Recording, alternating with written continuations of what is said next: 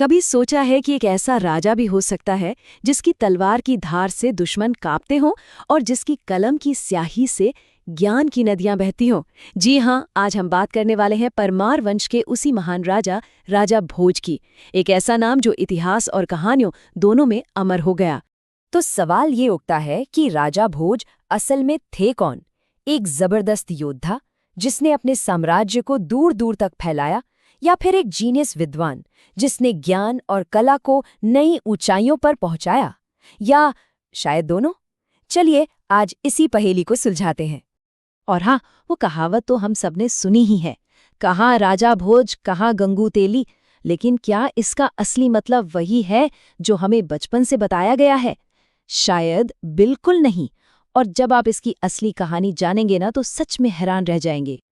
तो हमारे आज के इस सफर में हम सबसे पहले राजा भोज की कहानी से शुरू करेंगे, फिर उस मशहूर कहावत की दुनिया में गोता लगाएंगे और उसका असली मतलब समझेंगे। इसके बाद हम उनके योद्धा और विद्वान दोनों रूपों को करीब से देखेंगे और आखिर में जानेंगे कि इतने बड़े साम्राज्य और इतने महान युग का अंत कैसे हुआ। तो चलिए कहानी शुरू करते हैं उनके शुरुआती दिनों से। एक राजकुमार जिसकी जिंदगी किसी फिल्म की स्क्रिप्ट से कम नहीं थी, और कैसे वो मालवा के सिंहासन तक पहुंचा। देखिए, उनकी कहानी कोई सीधी साधी नहीं थी। जब भोज सिर्फ 11 साल के थे तो उनके पिता राजा सिंधुराज का निधन हो गया। अब गद्दी पर बैठे उनके चाचा राजा मुंज। लेकिन मुंज को हमेशा एक डर सताता रहता था कि एक दिन असली वारिस यानी भोज अपना हक मांगेगा, और इसी डर ने एक भयानक साजिश को जन्म दिया। मुंज ने अपने ही भतीजे को रास्ते से हटाने का हुक्म दे दिया। अब जरा सोचिए, मौत सामने खड़ी हो और उम्र महज 11 साल। उस बच्चे ने क्या किया? भोज ने काम ली, अपनी जांग से थोड़ा खून निकाला, एक पत्ते पर संस्कृत में एक श्लोक लिखा और जल्लादों से कहा, ये मेरे चाचा राजा मुंज को दे देना। कहते हैं कि उस श्लोक में इतनी गहराई और ज्ञान था कि उसे पढ़कर मुंज का पत्थर दिल भी पिघल गया। उन्होंने ना सिर्फ भोज को जिंदा छोड़ा बल्कि उसे अपना उत्तराधिकारी भी घोषित कर दिया। अच्छा, अब आते हैं कहानी के सबसे मशहूर हिस्से पर, वो कहावत। इसके पीछे जो लोक कथा है वो जितनी दिलचस्प है उतनी ही सच से थोड़ी अलग भी। तो कहानी कुछ यूं है कि राजा भोज एक गरीब ब्राह्मण को 100 सोने के सिक्के दान में देते हैं, लेकिन वो सिक्के रहस्यमयी तरीके से गायब हो जाते हैं। एक बार नहीं, दो बार।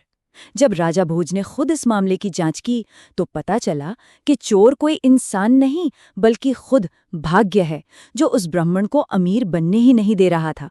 अब देखिए राजा का दिल। उन्होंने कहा, ठीक है, अगर ऐसी बात है तो मैं इस ब्राह्मण का दुर्भाग्य अपने ऊपर लेने को तैयार हूं। और यहीं से कहानी में आता है असली ट्विस्ट। एक हादसे में राजा भोज घायल हो जाते हैं और अपनी याददाश्त खो बैठते हैं। भटकते हुए उन्हें गंगू नाम का एक तेली अपने घर ले आता है, और अनजाने में महान राजा भोज उस तेली के यहाँ नौकरी करने लगते हैं। और यहीं से ये कहावत बनी। कहानी सुनने में तो बड़ी नाटकीय और अच्छी लगती है ना? पर अब वक्त है लोक कथा के पर्दों को हटाने का और इतिहास के पन्नों में झांकने का कि इस कहावत का असली सच आखिर है क्या। तो बड़ा सवाल ये है, क्या गंगू तेली वाली ये कहानी सच है? इतिहासकार कुछ और ही कहते हैं। असल कहानी इससे कहीं ज्यादा दिलचस्प है। यहाँ पर भाषा के बदलने का एक बड़ा ही मजेदार उदाहरण देखने को मिलता है। जिसे हम आज गंगू तेली के नाम से जानते हैं, वो असल में गांगेय तेलंग शब्दों का बिगड़ा हुआ रूप है। समय के साथ गांगेय तेलंग बोलते बोलते गंगू तेली बन गया। तो फिर ये गांगेय और तेलंग कौन थे? ये कोई मामूली तेल पेरने वाले नहीं थे। गांगेय थे चेदी वंश के पराक्रमी राजा गांगेय देव, और तेलंग थे चालुक्य वंश के शक्तिशाली राजा जयसिंह तेलंग। तो असल में ये कहावत राजा भोज की तुलना किसी आम आदमी से नहीं बल्कि उनके समय के दो और महान राजाओं से कर रही थी। मतलब ये था कि कहाँ राजा भोज की महानता और कहाँ ये दो राजा। तो चलिए अब जरा राजा भोज के उस रूप को देखते हैं जिसके दम पर उन्होंने एक विशाल साम्राज्य खड़ा किया था। उनका योद्धा रूप। उनका शासन सिर्फ ज्ञान का नहीं बल्कि सैन्य शक्ति का भी एक शानदार उदाहरण था। 1010 से 1030 का जो समय था वो उनके सैन्य विस्तार का गोल्डन पीरियड माना जाता है। जब 1025 में महमूद गजनवी ने सोमनाथ मंदिर को तोड़ा तो उसकी लौटी हुई सेना के सामने राजा भोज एक चट्टान की तरह खड़े हो गए। और बात यही खत्म नहीं हुई। 1034 में उन्होंने राजा सुहेल देव के साथ मिलकर बहराइच की लड़ाई में गजनेवी के भांजे सालार मसूद को बुरी तरह हराया था। लेकिन अगर हम राजा भोज को सिर्फ एक योद्धा के रूप में देखें तो ये उनके साथ नाइंसाफी होगी। उनकी असली विरासत तो ज्ञान और कला के क्षेत्र में थी। वो एक असाधारण विद्वान, इंजीनियर और कला के पारखी भी थे। इस बात पर यकीन करना थोड़ा मुश्किल है, लेकिन माना जाता है कि राजा भोज ने अलग अलग विषयों पर 1, 2 या 10 नहीं बल्कि पूरे 84 यानी 84 ग्रंथ लिखे या लिखवाए थे। जरा सोचिए, एक अकेला इंसान और इतना ज्ञान।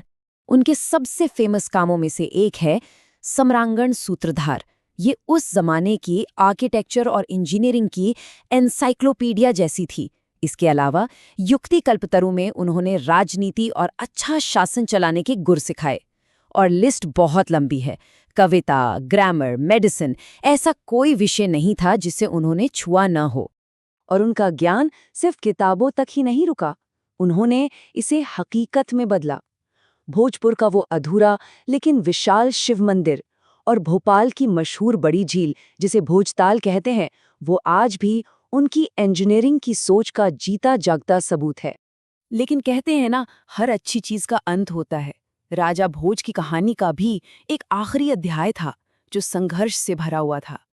अपने जीवन के आखिरी सालों में राजा भोज को उनके 2 सबसे बड़े दुश्मनों ने घेर लिया।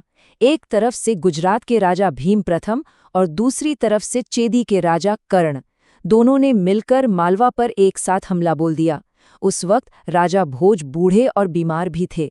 वो इस दोहरे आक्रमण को ज्यादा दिन झेल नहीं पाए और 1055 में युद्ध के दौरान ही इस महान सम्राट ने दुनिया को अलविदा कह दिया।